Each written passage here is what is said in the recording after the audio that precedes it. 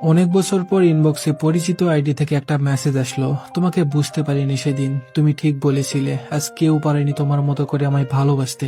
তারপর চলতে থাকলো মেসেজিং। দীর্ঘ 10 বছর পর কথা হচ্ছে তার সাথে। সে একদিন ছেড়ে দিয়ে চলে গেছিল আমাকে ছাড়াই ভালো থাকবে বলে।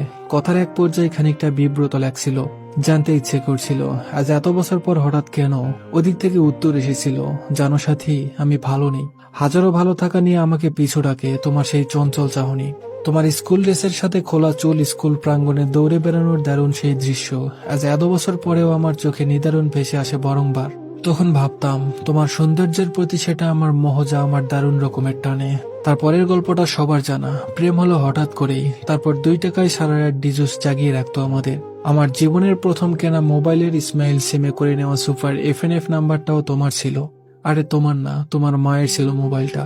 এভাবেই যাচ্ছিল সময়, তুমি আমায় ভীষণ রকমের ভালোবেসে ফেললে, আর আমি দারুণ রকমের ভয় পেয়ে থাকতাম অল্প বয়সের সেই প্রেমে অন্ধ হয়ে তুমি কোনো ভুল করে বসো কিনা।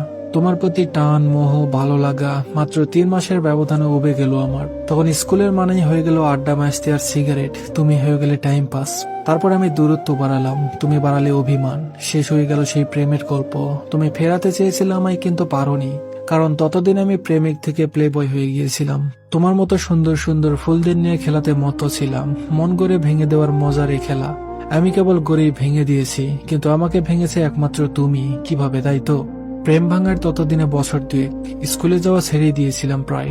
প্রতিদিন রাতে তোমার দিয়ে একটা করে মেসেজ আমায় এনার্জি দিত তোমাকে আরো বেশি ইগনোর করার।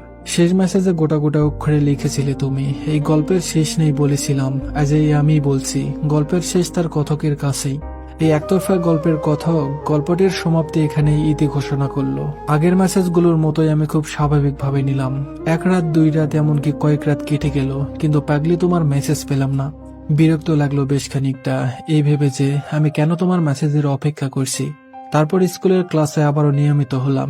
এসএসসির টেস্ট পরীক্ষা শুরু হলো। একদিন পরীক্ষা দিয়ে বেরিয়েই চোখ গেল তোমার দিকে। ফ্যাকাশে মলিন মুখে কার সাথে যেন কথা বলছো। তোমার রঙিন চেহারা ফ্যাকাশে ভাব দেখে খানিকটা বিচলিত হলাম, হয়তো মন খারাপ হলো। সেদিনও বুঝিনি আমি তোমাকে কতটা ভালোবাসি। বুঝেছিলাম সেদিন, যেদিন প্রথমবারের মতো কোনো ছেলের পাশে তোমাকে আবিষ্কার করেছিলাম। জানো সাথী, বুকের বাম পাশটা চিনচিন করছিল খুব। অস্থিরতায় 10টা সিগারেট একটানে শেষ করেছিলাম। বন্ধুরা ভেবেছিল কোনো সুন্দরী রমণী আমার প্রেম প্রত্যাখ্যান করেছিল হয়তো, কিন্তু সেদিন আমি তাদের কাছে প্রকাশ করতে চাইনি। আমি পারিনি তোমায় আমার করে রাখতে। তারপর স্কুল বদলে কলেজে উঠলাম। তখন আমরা পুরোপুরি আলাদা। ক্লাসে নিয়মিত হলেও সেই কাউকে সামনে দাঁড়িয়ে রেখে আড়ালে তোমাকে দেখতে থাকা মেয়েটাকে অনুভব করতাম খুব। বারবার মেসেজ চেক করতাম, কোনো মেসেজ সিন করনি তো। রোজ রাতে মোবাইল জেনারেল করে ঘুমাতাম, কিন্তু ততদিনে প্রেমে আমার নাম হয়ে গেছে বিশ্বপ্রেমিক। মাঝে মাঝে কল দিতে ইচ্ছে করলেও দিতাম না, বড্ড অপরাধ বোধ কাজ করতো কিনা। তারপর সব ছেড়ে দিলাম। সাহস জাগিয়ে ভাবলাম এবার সব বলে দিব, সাথী তোমায় ভালোবাসি। কিন্তু তোমাকে কলেজের গেটে দাঁড়াতে দেখলাম। তোমার অপেক্ষায় অলরেডি সেখানে একজন দাঁড়িয়ে আছে। তুমি হাসতে হাসতে গেট পার হলেও আমাকে দেখেই তোমার মুখ কেমন ফ্যাকাশে হয়ে গেল। তারপর আমাকে দেখিয়ে তোমার ভালোবাসার মানুষটার বাইকে উঠে তুমি প্রস্থান নিলে। হয়তো বোঝাতে চেয়েছিলে সেদিন, চিরদিন কেউ পাশে থাকে না, ভালোবাসে না। তিক্ততার শেষে কেউ আর স্মৃতি আঁকড়ে পড়ে থাকে না। তুমি মুভ অন করেছিল, হয়তো অন্য কাউকে জড়িয়ে ধরে আমাকে ভুলে যাওয়ার প্রত্যয়ে। আমি কেবল বাকরুদ্ধ হয়ে তাকিয়েছিলাম আর দীর্ঘশ্বাস ছেড়ে হতবাক হয়ে পড়লাম। আসলেই পরিবর্তন খুব ভয়ঙ্কর। তারপর আর কি, তোমায় একটু একটু করে চিরতরে হারিয়ে ফেলেছিলাম, তবে বলা হয়নি। প্লেবয় খাত বিশ্ব প্রেমিকটা রাতের ঘুমটা কোন এক পাগলিনী ভয়ঙ্কর রকমের মায়াবতী তুমি কেড়ে নিয়েছো। তোমার পরে অনেকের সাথে প্রেম হয়েছে, তবে তাদের মাঝে তোমাকে খুঁজতে খুঁজতে আমার আর কখনো কারোর সাথে সত্যিকারের প্রেম করা হয়নি। দীর্ঘশ্বাসের বাতাসে নিজের মন খারাপের চিহ্নটাকে মুছে দিয়ে প্রশ্ন করে জানতে চাইলাম, কেমন আছো? কেবল এতটুকুই উত্তর পেলাম, তোমাকে ছাড়া ভালো নেই। কেন জানি না সেদিন আমার কান্নার জায়গায় খুব করে হাসি পাচ্ছিল।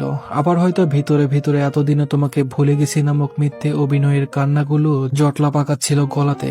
ইচ্ছে করছিল খুব করে বলি, এতদিনের জমানো রাগের পাহাড় বরফ হয়ে গলতে শুরু করেছিল। তবু আর কথা বাড়াতে ইচ্ছে হয়নি। আমি বর্তমানে ভালো আছি, হয়তো পিছনের যাতা আমার নয় এটা মেনে নিয়ে বেঁচেছিলাম এতদিন, তবে আজও তাই হোক। তারপর আর কথা হয়নি বহুদিন।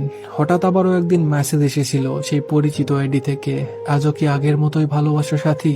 আমি উত্তর দেইনি, কারণ হয়তো আজও ভালোবাসি, আবার হয়তো বাসি না। তবে এতটুকুই লিখেছিলাম কিছুদিন পর সাহস জুগিয়ে, শুনেছে প্রথম প্রেম নাকি কোনোদিনও ভোলা যায় না। তারপর সময় বদলে গেছে, চুলে পাক ধরেছে, তবুও মাঝে মাঝে ঝাপসা চোখের চশমার ফ্রেম ভেদ করে অস্পষ্ট দেখতে পাই কালো শার্টের প্রথমবারের মতো হুড়মুড়িয়ে প্রেমে পড়া সেই তোমাকে। তখন আনমনে প্রশ্ন করি নিজেকে, প্রথম প্রেম হয়তো সত্যিই ভোলা যায় না, ভোলা গেলে কালো শার্টের মায়াবী চোখ মনে পড়তো কি করে। একটা সময় পরে বাস্তবতার স্রোতে গা ভাসিয়ে আবেগী প্রেম গতিপথ হারিয়ে ফেলে। একদিকে দূরত্ব বাড়তেই আমরা অভিমান বাড়িয়ে সম্পর্কের ইতি টেনে ফেলি, তবুও সম্পর্ক মরে যায়, প্রেম আজীবন বেঁচে রয়। যাকে ছেড়ে যাওয়া হয় সে অভিশাপের রাখা ছেড়ে দিলেও প্রকৃতি হয়তো ছাড়ে না, কারণ রিভেঞ্জ অফ নেচার বলেও একটা বাক্য আছে। ধন্যবাদ সবাইকে।